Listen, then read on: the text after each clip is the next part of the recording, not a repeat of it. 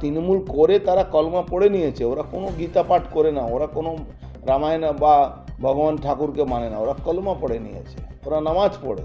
তা আপনি কি করে গতকাল ফর্ম 7 জমা দিতে গিয়ে জেলায় জেলায় আক্রান্ত হয়েছে বিজেপি নেতৃত্ব, অথচ নির্বাচন কমিশন নিষ্ক্রিয়। সরাসরি নির্বাচন কমিশনকে নিশানা করে ব্যারাকপুরের প্রাক্তন বিজেপি সাংসদ অর্জুন সিং।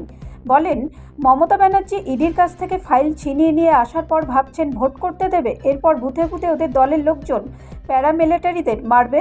তার মতে নির্বাচন কমিশনারের উচিত ছিল 2 জন ডিএম এসডিওকে বহিষ্কার করা, তাহলে এসআইআর সুষ্ঠুভাবে করা যেত। নির্বাচন কমিশনের ভূমিকা সঠিক নেই। 2জন ডিএমকে সাসপেন্ড করলো, 2জন এসডিওকে সাসপেন্ড করলে সব হুড়হুড় করে জমা হয়ে যাবে, করবে না। জানি না কি কারণ আছে। ইলেকশন কমিশন তো ঠুটু জগন্নাথ হয়ে বসলে বাংলাতে ভোট হবে না। মমতা ব্যানার্জি ইডিকে ঘরের থেকে আইপ্যাকের বাড়ি থেকে আইপ্যাকের অফিস থেকে ফাইল নিয়ে চলে আসার পরে আপনি কি ভাবছেন মমতা ব্যানার্জি ভোট করতে দেবে? মমতা ব্যানার্জি প্রত্যেকটা বুথে বুথে ওর পুলিশ আর গুন্ডারাকে প্যারামিলিটারিকে মারবে।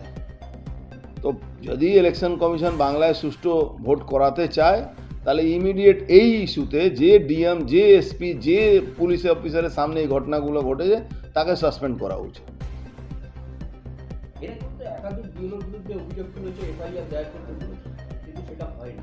কিচ্ছু হবে না। মমতা ব্যানার্জি এই এসআইআর কে ইস্যু করে যেভাবে মমতা ব্যানার্জি বাংলায় আগুন জ্বালাচ্ছে, আপনি দেখেছেন অভিষেক ব্যানার্জি সরাসরি বলছে ডিজে বাজাতে হবে। যারা 7 নম্বর ফর্ম নিয়ে যাচ্ছে তাদের ওখানে ডিজে বাজাতে হবে। হ্যাঁ, রবীন্দ্রসঙ্গীতের সঙ্গে ডিজে বাজাতে হবে। তো ডিজে উনি শুধু বাজাতে পারেন এরকম কোনো ব্যাপার নেই, কিন্তু কিছু গাধা ওই জেহাদিরা আছে, তারা ওর কথায় নাচানাচি করছে।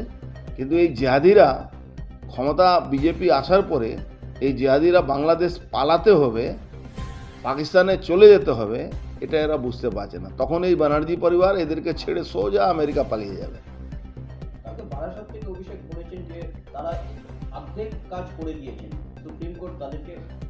দেখুন, অভিষেক ব্যানার্জির অবস্থা এই আছে কি আঙ্গুর যখন পাওয়া যায়নি তখন আঙ্গুর খাটে। তো অভিষেক ব্যানার্জি কালকে নিজের হাল দেখেছে। বারাসাতে মিটিং করে কত লোক ছিল ওর প্রোগ্রামে, সারা জায়গা থেকে জিহাদি মুসলমানদেরকে তুলে নিয়ে আসার পরেও লোক হয়নি। ও অ্যাকচুয়ালি সব ডিএম যেখানে থাকে তার আশেপাশে প্রোগ্রামগুলো করছে।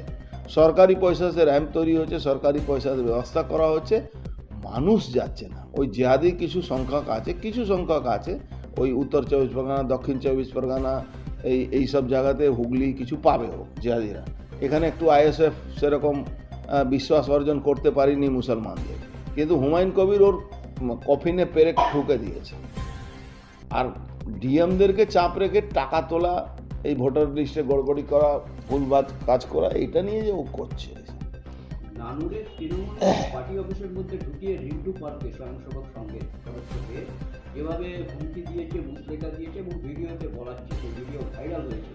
দেখুন, বিজেপি কর্মী, আরএসএস কর্মী যারা আছেন তাদেরকে যতক্ষণ তৃণমূলের নেতা তৃণমূলের লোক সঙ্গে ঘৃণা না করবে, তৃণমূলের গুন্ডাদের সঙ্গে ঘৃণা না করবে, এই যারা পুলিশ নেকেডলি বিজেপির উপরে অত্যাচার করে তাদের উপরে ঘৃণা না করে, তাদের সঙ্গে ভালোবাসা রাখবো, তাদের পাড়ায় বিয়ে বাড়িতে যাব, আবার তাদের অনুষ্ঠান বাড়িতে যাব, আবার তাদের ব্লাড ডোনেশনে যাব, আবার তাদের লড়াই হবে না, রাগ আনতে হবে, তৃণমূলের বিরুদ্ধে রাগ আনতে হবে, ঘৃণা আনতে হবে।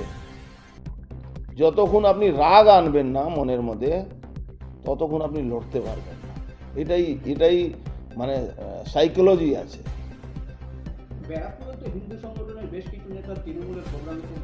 সে কে কোথায় যায় আমি তাই নিয়ে ভাবছি না। আমি বলছি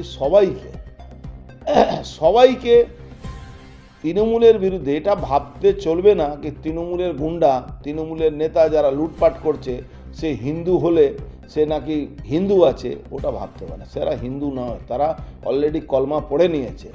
যারা তৃণমূল করে তারা কলমা পড়ে নিয়েছে, ওরা কোনো গীতা পাঠ করে না, ওরা কোনো রামায়ণ বা ভগবান ঠাকুরকে মানে না, ওরা কলমা পড়ে নিয়েছে। ওরা নামাজ পড়ে। তা আপনি কি করে ভাবছেন কি ওরা আপনাকে রাষ্ট্রবাদী শক্তির পাশে দাঁড়াবে? ওরা রাষ্ট্রবাদী নয়। যারা ভারতবর্ষের মধ্যে অনুপ্রবেশকারী জেহাদি বাংলাদেশি মুসলমানকে ঢুকিয়ে তাদেরকে সমস্ত ব্যবস্থা করেছে, তারা কোন রাষ্ট্রবাদ হতে পারে?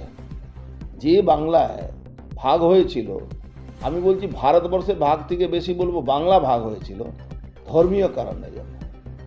বাংলাদেশ হলো ইস্ট পাকিস্তান। আর ব্যুরো রিপোর্ট, রাষ্ট্রীয় প্রসার বাংলা।